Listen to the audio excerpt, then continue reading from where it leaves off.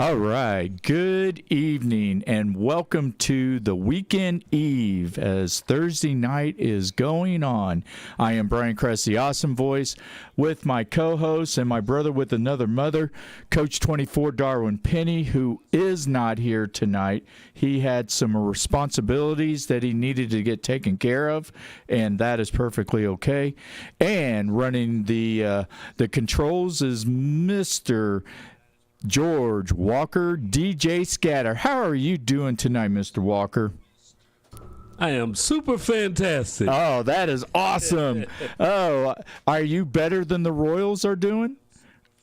Well, it doesn't take much to be better than the Royals are doing. Absolutely. That's setting the bar pretty low. Yes, absolutely. So, and if anybody did not know or even cared, the Royals did lose 10-3 to the Detroit Tigers, which meant the Tigers swept the Kansas City Royals. Monday night, Zach Greinke pitched 7 awesome innings. He had 86 pitches, 7 innings, 3 hits. I think he walked a batter and didn't give up any runs. And then they decided to set him down. I would have played him. We're at the end of the season. You should have pitched him another inning. But they didn't. They brought in Coleman, who had been doing well, but still, he comes in and gives up 3 runs to tie the game, and then they turn around and lose it in the 10th inning to the Tigers, and then they turn around last night. All the scoring in the first inning, Mendez hits a home run, and then he turns around and takes a 1-0 lead, and then Cabrera hits a 2-run homer, and that's all the scoring there is. 2-1. They lose another game, and then today they just get smoked 10-3. Now I'm going to say this: if Matheny and Cal Eldred, who is the pitching coach, is even around with the team the day after the regular season is over, that is way too long, and I will be extremely angry with that decision because they need to go. As Rex Hudler says, they got to go. They got to go now. They should be going now and just put somebody in there because right now the Royals are not playing very well. They are struggling, and just to take a look, since their attendance this year was an average of 15,972, so they drew 2.77 million fans this year over 80 dates, and that is the lowest attendance since 1975. I was 9 years old at that time. I was single digit. I was a kid. I was loving the Royals at that time and everything else, and it is just totally just pathetic. And here's the thing, winning does a lot of stuff. So I'm going to give you the attendance average for the Royals since 2010. 2010 they had 20,192. 2011, they had 21,289. 2012, they had 21,748. 2013, 21,614. 2014, 24,154. And that was the year that they made it to the World Series, but they lost to the San Francisco Giants. 2015 was the World Series championship year. They drew 33,438 people. That's an average. Yes, that is amazing.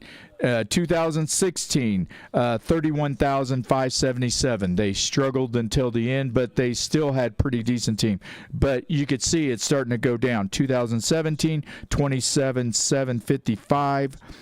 2018, 20,000. So you dropped 13 13,000 people in attendance between 2015 and 2018. 20,557. 2019, which included a 25,540 or 454 for June 13th home game in Omaha. They averaged 18,496.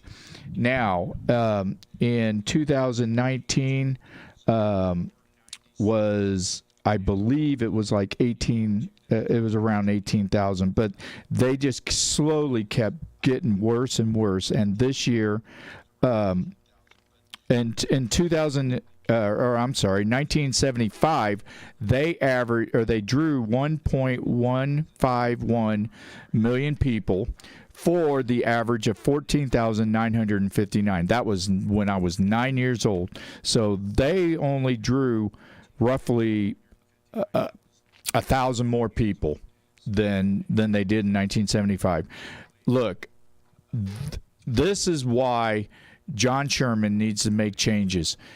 When you have a winning team, you have 2014, 2015, and even 2016, they roughly averaged about 30,000 people. And the 2 years where they and I count 2016 because they were still reacting to the World Series. But if you bring the people in here and you provide them a winning product, they will show up. But if you're not going to win any games and you're struggling to keep from losing 100 games, which we just saw, they have 63 wins, which means that they will not lose 100 games. But if they lose the rest of the season, they have 99. So they are close to 100 losses. And if they're going to keep doing that year after year, nobody is going to show up. I mean, I enjoy going out there, but I have friends who give me tickets to the game. I have bought a couple of them. I always take my daughter, Samantha, for her birthday because that's what she wants, because it's our time together by ourselves. So I will buy that. I will do that. And people do that because really, you really get together and you meet people, and it's a real it's awesome. And because you're talking with other people, you're even talking with some of the fans who possibly have came from that city to watch the games. Maybe Minnesota, maybe Cleveland. You know, I've had Boston, New York. I mean, it does not matter. California, they will come out and watch their team too. But in 2015 and 2016, we were there. You brought us a winning product, and we loved it, and we rewarded you guys with coming out to the game and showing up and showing our enthusiasm and our spirit and our pocketbooks. You know, if you're not winning, you're not going to get our pocketbooks. You're going to get, friends who get free tickets somehow. I mean, how many games did you go to this year, Mr. Walker? I went to 2. You went to 2 games. 2 games. And the one was based on the Negro Leagues Baseball Museum. Right. So, Absolutely. And wasn't the other one had to do something with some type of event? It was another special event type thing. So yeah. Actually, outside those 2 events, you went to 0 games. Right.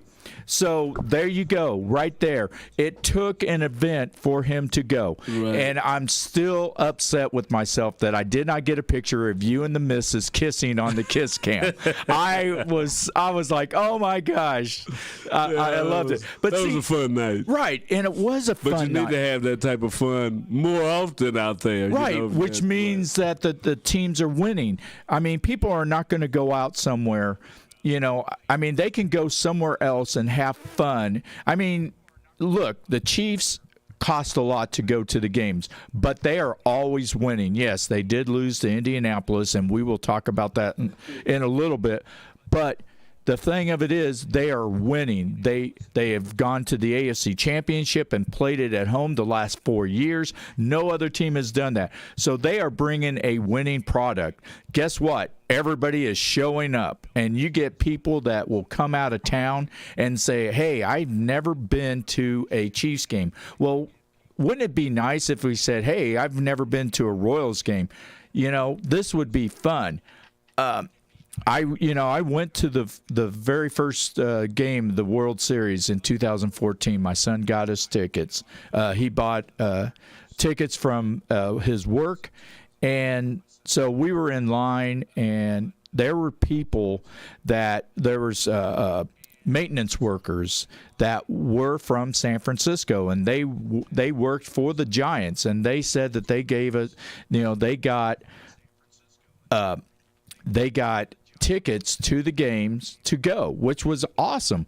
But we got to, jazz with them a little bit, and stuff like that. We told them that the Giants fans or the Giants people had to go in the back of the line and stuff like that. But it was fun. It was, we had a great time. And you're not going to do this now when the team is not winning. So, John Sherman, you need to get rid of Mike Matheny. You need to get rid of Cal Eldred. You need to get rid of some of these players that are not doing much of anything, and you need to provide us next year with a team that's going to move forward. Look, I don't mind if they're losing a little bit as long as you're getting better. So let's just say this year they had 88 losses. So that was 70, 74 and 88. That is closer to being 500, not 63 and 99.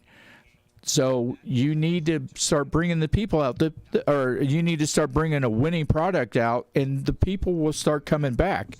And you said that you're not going to just sit on your hands and just let it go by. You are going to do something. So I am looking forward to you doing something about this. You already got rid of Dayton Moore, who was the architect of leading the Royals to a championship, and he was awesome, but it was time for him to go.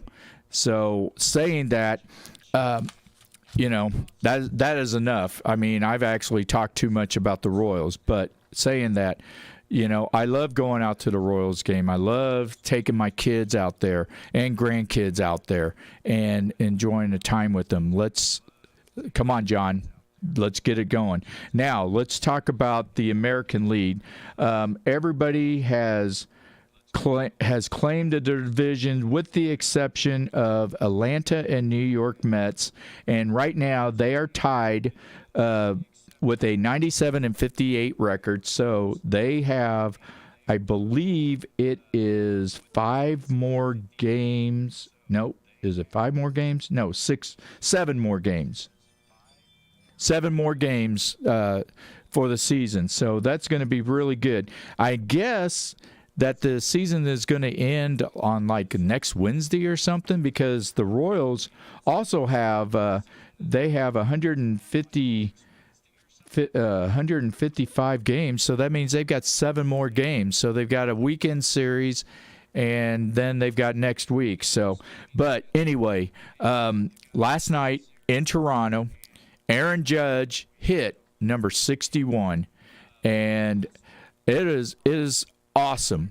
Now, I'm not a New York fan by any means. I have never been a New York fan, and if anybody who ever watched the rivalry between the Yankees and the Royals in the 70s and even in the early 80s know that it was a heated rivalry. It actually overtook the Boston and New York rivalry because we were always playing in the playoffs for the chance to go to the World Series, and that was pretty awesome. Now, saying that, Aaron Judge, Roger Maris, Babe Ruth have hit 60 or plus home runs. Now, and here's the thing. You got Mark McGwire that hit 70. You had Sammy Sosa hit, I think, 65. You had Barry Bonds that hit 73. The 3 Yankees never had issues with steroids. And the other 3, which were in the National League, has had questions about steroids. I'm not going to say that they did steroids, but they had questions about it.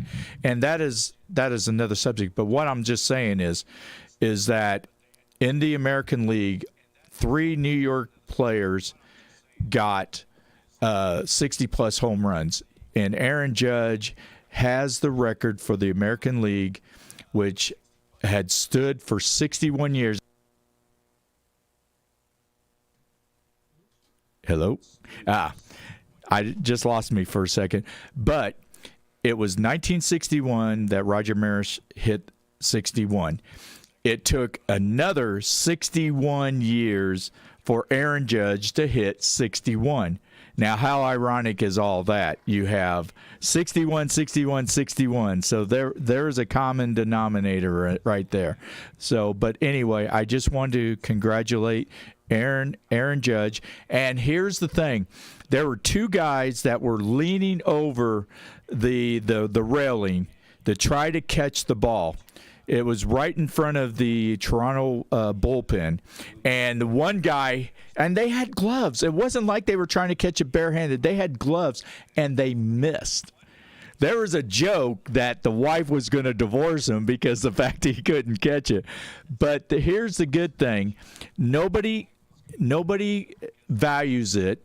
Now, saying that, I can only hypothetical, which I'm not. I usually don't like the hypothetical, but I would like to think that if I had caught the ball, that I would like to get it back to him, but I would like a host of stuff. Whereas people, right? Yeah, I think what I would do is I would have him have my family go to the Yankee game. A Yankees game, and have sit in special seats, get memorabilia, bat, ball, jersey, all that from Aaron Judge and stuff like that.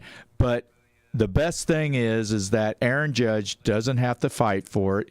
The bullpen in Toronto, the Toronto bullpen, got the ball.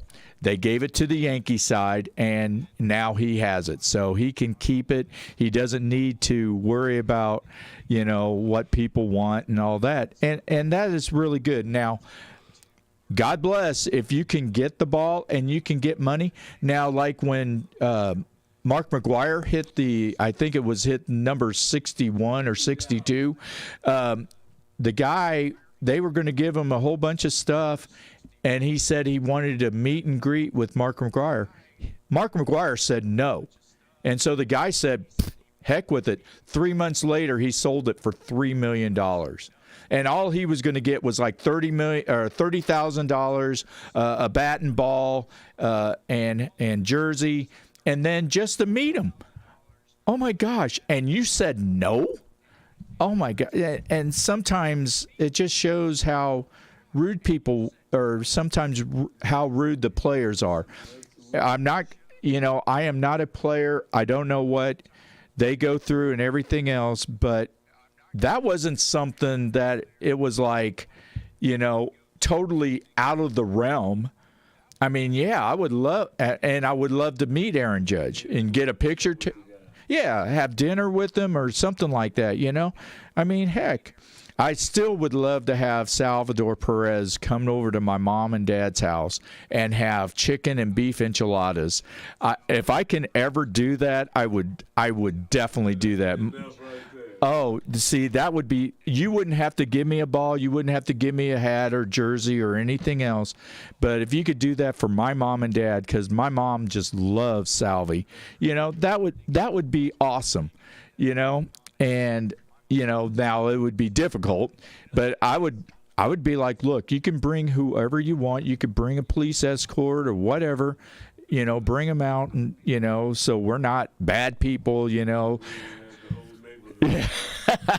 That's right. So, but anyway, congratulations to Aaron Judge. And here's the other thing. When Aaron Judge hit 61, he did this virtually by himself. Now, the Yankees totally had dominated the first half of the season, but if it wasn't for Judge and his home run that he had, I'm not sure the Yankees would have made, and they may have made the playoffs, but they really struggled. I mean, because I'm looking right now, they're 8.5 games ahead of Toronto, but he just did it by himself. I mean, Babe Ruth had other players. He had Lou Gehrig. They had, they had the Murderers Row of 1927. You have Maris, who had Mickey Mantle. I mean, so you had more than one person, helping you, or one person or more than one person helping you while you were doing that. Aaron Judge did it by himself because the offense for the Yankees was, it was still good, but it wasn't like, you had Carlos I can't think of his name right now, Giamatti or whatever, the catcher. Yeah. Anyway, so he hit 59 home runs like a couple of years ago for the Yankees, but he even struggled this year. Nobody helped him. The pitchers were okay. I mean, they were better than the Royals. Get that, John Sherman? Yeah, the bar's low. Bar's low. So, but anyway, so I am done with talking baseball. Well, at least the Royals. So New York has won the East Division, Cleveland has won the Central, and Houston has won the West. Now, saying this, Dusty Baker became the third manager in baseball history to have 100 wins in each league, the National League and the American League. Also had 100 wins in the American League and National League, and has taken a team to the World Series. They had won the pennant. Now, the only thing Dusty Baker hadn't done that the other two have done was win the World Series. And so he's still doing that. And right now he has the best record in the American League and has the opportunity to do that. So the other two managers were Tony La Russa and Sparky Anderson. So congratulations to Dusty Baker. And from what I've heard, you are a class act. I haven't heard anything different. Yeah, and he hung out with Bob Kendrick at the Negro Leagues Baseball Museum when Houston came into town a few months back. So I really hope. I'm not a Houston fan for the obvious reasons, but if Houston wins, I would be happy for Dusty Baker for doing that. Now, saying that, you still have the wild cards, and I'm wanting to say you have at least 2 or 3 teams.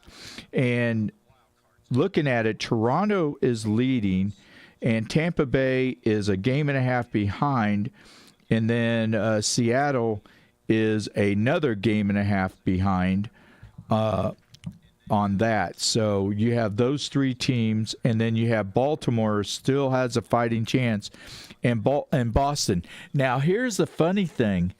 Since 2012, New York has never placed in last place.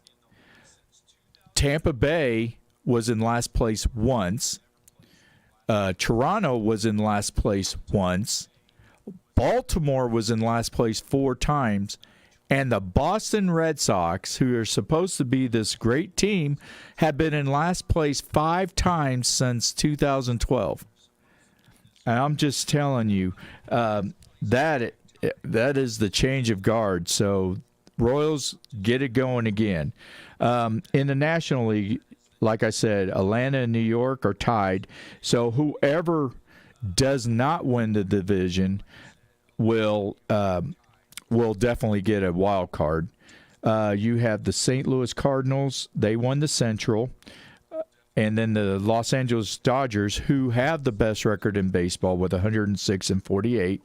They are ahead of San Diego, which San Diego is the second wild card team behind the Mets, and even though they are the second team in the wild card, they are 20 games behind the Dodgers. So, but saying that, they are also 20 games over 500. So, the other team, two teams, will be Philadelphia and the Milwaukee Brewers, and they will be fighting to get a playoff spot. And so, we will discuss more of the playoffs in next week when Coach 24 does come on to the show. Now, Kansas, I'm going to give you a little bit of props. We're near the end of the first half, so I'm going to give you some props. I never really talk about the Kansas Jayhawks, but Kansas Jayhawks, okay, I'll give you credit. You're 4-0. You've got a fan at work, at my work. I work at the United States Post Office in Lee Summit, and he is always talking how great the football team is. And I was like, well, what about last year? What about the year before? You know, Missouri had more wins in their conference than Kansas did in their own conference. So anyway, but Kansas this week, I believe, plays at home against the Iowa State Cyclones. Iowa State is ranked. Now, Kansas State is 25th in the nation, but Kansas is not ranked. And a lot of people are upset because they are not ranked. Look, you gotta realize that they are waiting for Kansas to lose so they could drop them out of even voting and everything. But right now, they are playing very, very good ball. I am impressed with what they've done. They have turned around a program that was arguably the worst in Division 1A. Missouri can't even win when they have the opportunity to win, and they had a chance to beat Auburn, and they couldn't do it. So I was frustrated. But then you had Kansas State, who goes to Norman, Oklahoma, and takes care of business with the Oklahoma Sooners. Now, Oklahoma State will probably lose to Oklahoma, but Kansas State didn't, and they took care of business, and that's why they are ranked in the top 25.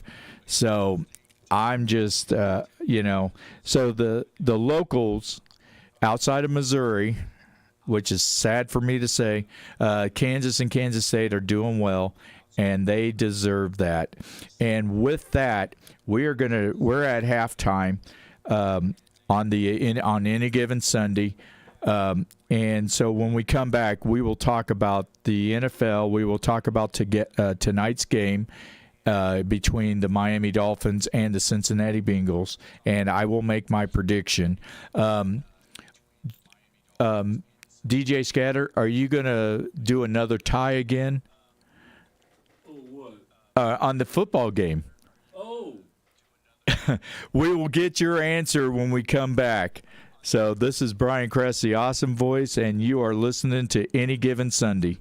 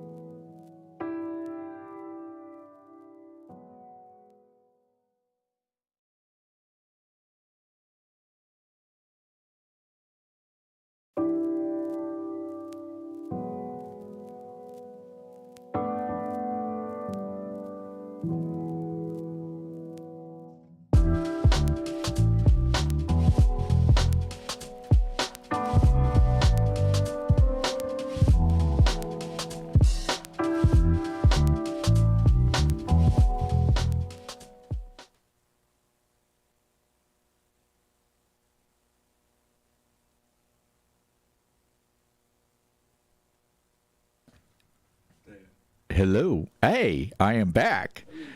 Awesome voice here. Any given Sunday, DJ Scatter is running the controls. Coach 24 Darwin Penny is out tonight. He will be back next week. So we are talking about the NFL and last week, and I'll tell you what, the Chiefs blew an opportunity, but here's what they blew. They blew the chance to totally dominate the AFC, because had they had won, with Buffalo losing to Miami, they would have been the only other undefeated team along with the Miami Dolphins, and so that would have been great. Now there was something was said by Chris Jones that made the official throw the flag after he made a sack along with a couple of other guys that made it 4th down, and they were going to have to punt the ball, and the Chiefs would have had the ball, and they could have eventually run out the clock. And so he mouths something off to the official, and then the official throws the flag. Now, I know that you say things in NFL, you smack talk, you talk trash, you even, as you would say, you say mama jokes and everything else to get your opponent to riled up. But you made a sack. You should have just stayed quiet. You could have gotten off the field. Saying that, look, the Chiefs are 2-1.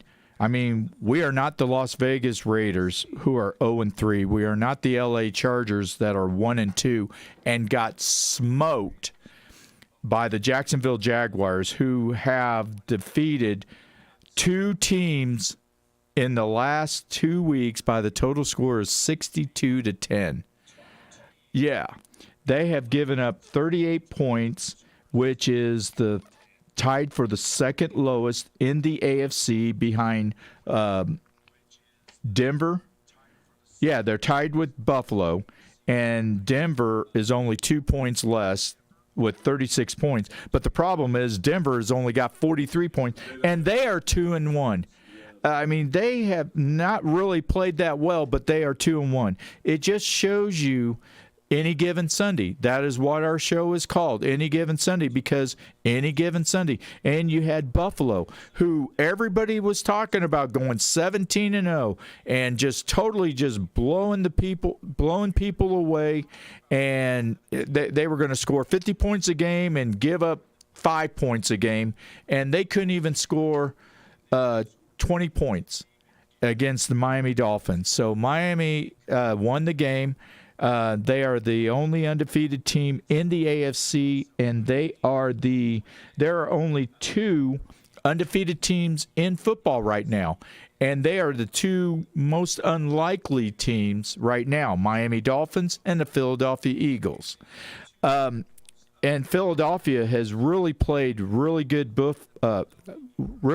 football. I can't talk for a second. But you've got the Dallas Cowboys and you got the New York Giants. New York Giants beat Tennessee, and then they turned around the next week and won and was undefeated. And for about 55 minutes, the Giants looked like that they were going to go 3-0, and then Dallas finally took over and beat them, and they are 2-1. So I'll tell you what. The AFC West, who was supposed to be considered the strongest division in football, is now, to me, considered one of the weakest divisions in football. I mean, you got Denver with a weak 2-1. Kansas City has not – I mean, yeah, they averaged 35.5 points for the first 2 games. They couldn't even score 20 points either. So the 2 top scoring teams in the AFC, the Buffalo Bills, Kansas City Chiefs, could not score 20 points last week, and they both got lost. If they had scored at least 24 points, both of them would be 3-0 right now. And then you've got the Chargers, who unfortunately they have a string of injuries that is a mile long, and it's hurt them a little bit. Justin Herbert could not probably play as well as he could. Yeah, he's going to make it out there and play, but he just, he only scored 10 points for the Chargers, but he wasn't on defense that gave up 38 points to the Jacksonville Jaguars. And I'm telling you what, Jacksonville Jaguars have really impressed me. They've averaged 27 points a game, so they've averaged 27 to 13 so far. Here's the difference. Doug Peterson, he is a NFL coach. He is a good NFL coach. He is a Super Bowl winning coach. And that makes a bit of difference than to get a guy that you dragged off the college field who kept getting on and off and on and off because all of a sudden he has heart issues, but then 2 years later he's much better. And then he led them down the bad path. They had the number one pick. That is how bad it was. So I'm going to definitely say this. Jacksonville may be overrated, or they could be overrated, and it could just be early in the season. But I guarantee you this, they will not draft number one this coming up year, the 2023 draft. So, but they are in first place. You've got Indianapolis now that's 1-1-1. And like we say, like Coach 24 says, any given Sunday, Indianapolis looked horrible the first two games, and they played a lot better against the Chiefs. They shut down the Chiefs' offense. Then you've got Tennessee that is 1-2, and it doesn't look like they're getting any better right now. Tennessee, they scored, or Derrick Henry finally showed up, but still not doing very well. And then you got the Houston Texans, who are 0-1, but they have played pretty good football. Now they did, they could easily be 3-0. They lost 3 points to Chicago. They tied the Indianapolis Colts, and they barely lost to the Denver Broncos, who didn't impress anybody. Saying that, my top 5 teams right now is I have Philadelphia Eagles 1. I have Miami Dolphins 2. I do have Buffalo Bills 3. I have the Tampa Bay Buccaneers 4, LA Rams 5, and I have Chiefs almost near either 9th or 10th. They need to start showing me some stuff. Yes, I am a Chiefs fan, but right now they need to show me some stuff. But here's the thing. It is early in the season, so Philadelphia could go 0-3 and turn around and lose the next 3 or 4. Last year, Kansas City struggled. Remember how they had that 4-week period where they just Tennessee annihilated them. Buffalo kicked the snot out of them.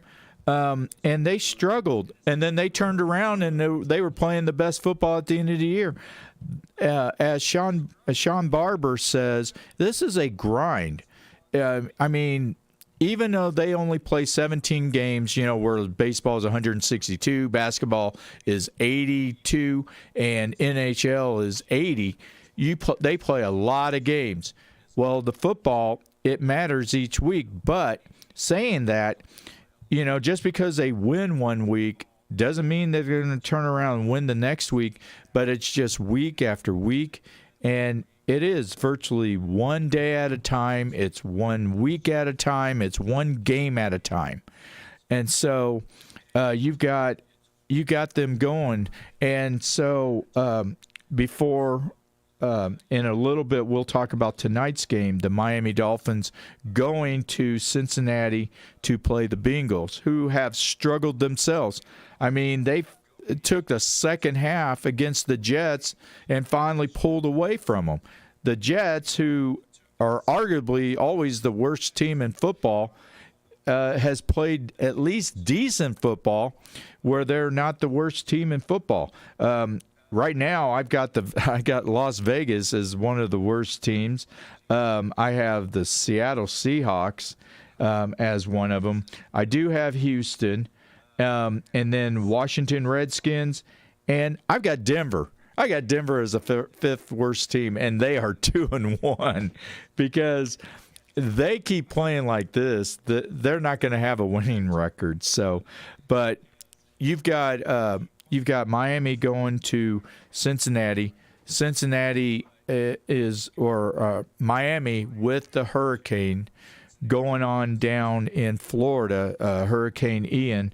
They had to come up to Cincinnati and been there since Tuesday to practice and literally, do everything that they need to do in preparation for this game. Now, saying that, Miami is 3-0. The Cincinnati Bengals are 1-2. You can automatically look and go, okay, Miami is just going to totally beat them. Well, you're talking about a short week. You're talking about traveling, and usually the visitors, the road team, usually struggle on Thursday night when they have the Thursday night game, which you can watch on the. I'm not going to say it because I don't have it and I won't be able to watch it, so I'm going to have to go somewhere else to go see it. I may have to go to a bar or something, but they are doing good money wise, I guess, with that. So all right.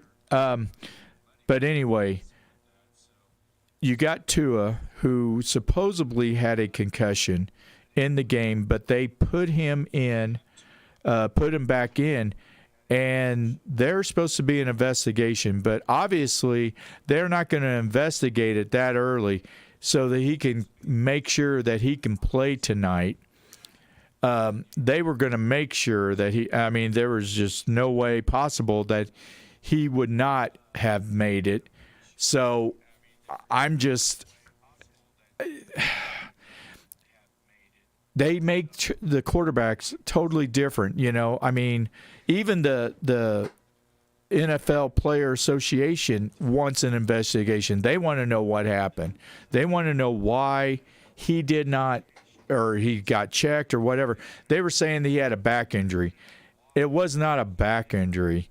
It was head issues, and they should have not let him go back in. But it was a major game, and it was an important game, and they were making sure that they had him in there, because if they would have had any other quarterback going in and playing for them, they would not have won.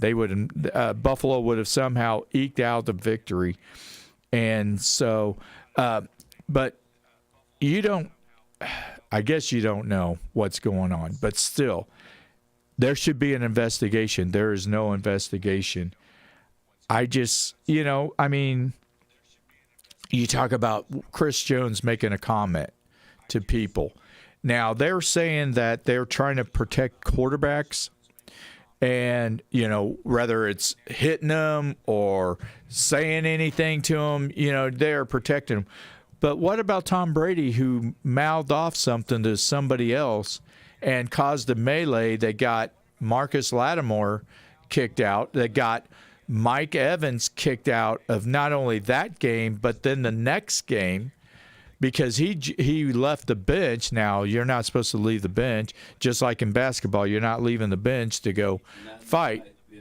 But still, what did Tom Brady say? Did he say something worse than Chris Jones? Did he say something better than Chris Jones?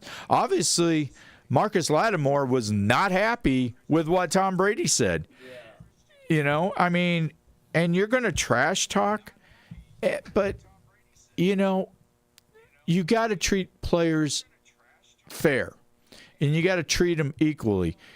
And if you're going to give the quarterbacks more leeway more advantages, then you might as well just put like a red jersey on them and tell them you can't touch them. I mean, because that's how it is. I mean, but they can, they can say whatever they want, but somebody else can't. A linebacker can't say something. A defensive end can't say something. Defense can't say something. But the quarterback can say whatever they want and start fights. It is totally just preposterous, and it's frustrating. So, speaking of that, you've got the Tampa Bay Buccaneers playing at home against the Kansas City Chiefs, and they made it official today that it will be played Sunday night in Tampa Bay. It'll play just as regular. Now, had they not been able to do that, they would have played in Minnesota. And the reason why they would have played it in Minnesota is over in London playing football on Sunday. I'm trying to think. Oh, they're playing the New Orleans Saints in London. So that was the reason why they were going to do it in Minnesota. They left the venue available for them. Now, I haven't totally checked out Ian, but I guess Ian is now okay, and it's going to be raining and whatever. So they will have the game there. They wanted to make sure that Tampa Bay had the home game, and I totally get that. I mean, if it happened in Kansas City and you were going to move Kansas City to Minnesota and play, then they would lose an opportunity to play a home game. I totally get that. So, and if anybody wants to call in, I know it's late in the show, but if anybody wants to call in, 816-599-6893 is the phone number. Give us a call. If you have any questions, you want to make a statement, you want to speak your piece, you want to tell me how awesome I am, hey, that is wonderful. You want to tell DJ Scatter how awesome he is doing his show, hey, do that too. So, and if you even want to say that I am not as awesome as you would like, as I'd like to think I am, then you can do that too. So, but DJ, Chiefs and Tampa Bay, who do you have for Sunday night? Well, I tell you, it's hard to pick. I mean, I'm a Chiefs fan. I mean, you could go with your heart and say Chiefs. Right. But in the beginning of the year, I mean, I like the fact that they started off with some running game, but it seems like they kind of sputtered a little bit on that last week. And sputtered a lot. And then didn't have a deep ball. So it's like they've got to find a way to move the ball under different defenses. Yeah, that's going to be a thing, and I think that's the test for our coaches and for the players, is to be able to find a way to break out of that if they can, because Tampa has a tough defense. Yes, they do. So they've totally got a agree. real tough defense. So this is going to be a game. I'll put it like this: I'll give it to the Chiefs, but it'll be like 3 points. Okay. Yeah, the Chiefs in 3, because they're not the high-scoring team, not yet. Right. Let's see how it goes, but it doesn't seem like they have that type of thing. Now, that's one thing that Tyreek did bring, was some of that sure-handedness. And was Hardman out? Was he hurt? No, he played, but he played sparingly. And if you also remember, Scatlin would have had a touchdown had Patrick Mahomes hit him with that pass, because down the left sideline, it overthrew him by about 4 yards. So, and that's rough too. So Patrick, maybe they're just not in sync yet.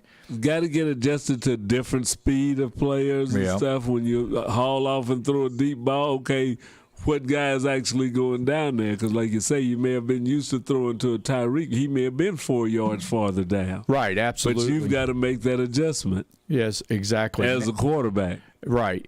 Now, saying that, 2 days ago, the Chiefs were 2.5-point favorites. Today, right now, if you're betting, they are a pick 'em.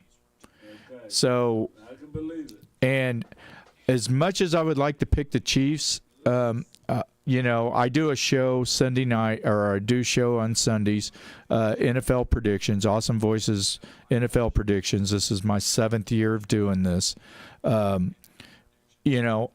You're going to have to find out who I'm going to pick. And right now, it's not an obvious. Like last week, I would have picked Indianapolis, I would have picked Kansas City with no problem. Yeah. This week will be a little bit different. So if everybody will watch me on Sunday, you will find out who I will pick.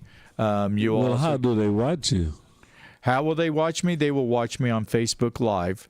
I will have it roughly. It will be around 11:30 in the morning, Sunday morning, and it will be at my house. So I have my my eraser board right behind here, except for it doesn't say KUAW on there.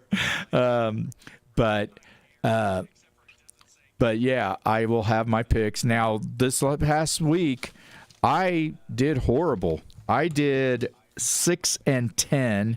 Coach 24 did 7-9, and I have to double check with Rich Eisen, Steve Mariucci, Kirk Warner, and Michael Irvin on the LA Chargers Jacksonville. I'm wanting to say that they all picked the Chargers, but I'm not sure. But saying that, Rich Eisen had 8 losses. Steve Mariucci had 7 losses. Kurt Warner had 7 losses, and Michael Irvin had 7 losses, and that's not counting the Charger game. So because I don't know. So, I had the worst week, but last week I had the best week. So, I'm telling you what, nobody is totally dominated. Nobody has gone 14-2 or 15-1 in these picks, because you don't know. You have Buffalo. Everybody picked Buffalo but Rich Eisen. Everybody picked Kansas City to win. Everybody picked the Las Vegas Raiders to win, except for me. I picked Tennessee. I just had no faith in them. I just couldn't do anything else. I did pick the Chargers, but everybody picked Tampa Bay. Everybody picked Seattle, and everybody picked San Francisco. Now, I did pick the Giants. Me and Rich Eisen picked the Giants, and we were lost. Coach 24 will never, and probably never, pick against his Cowboys again, but he did pick the Cowboys. But you've got like 4 or 5 teams. I mean, you got Kansas City, you got Buffalo, you got Vegas, you got Seattle, Tampa Bay. That's 5 games everybody pretty much picked.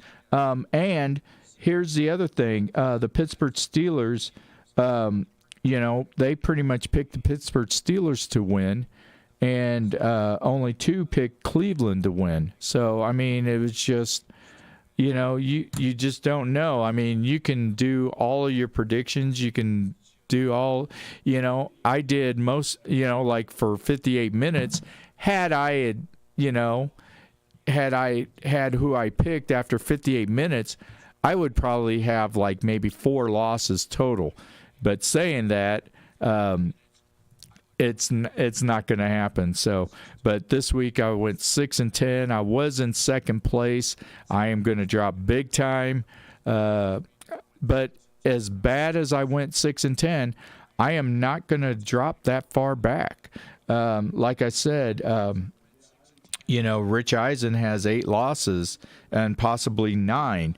Everybody else has 8 losses, and possibly even more. So, so I didn't really fall apart. So, but anyway, that's how it is. So, my assessment to Cincinnati Bengals and the Miami Dolphins, you got Miami Dolphins and you've got Tyreek Hill versus Eli Apple, and they do not like each other, especially after last year where Eli Apple talked some smack to the Chiefs, and they turned around and they ended up, on the winning side. But I know Tyreek Hill is going to make sure that he makes sure that he's going to try to light up Eli Apple very much, though the Cincinnati teammates are going to back him up.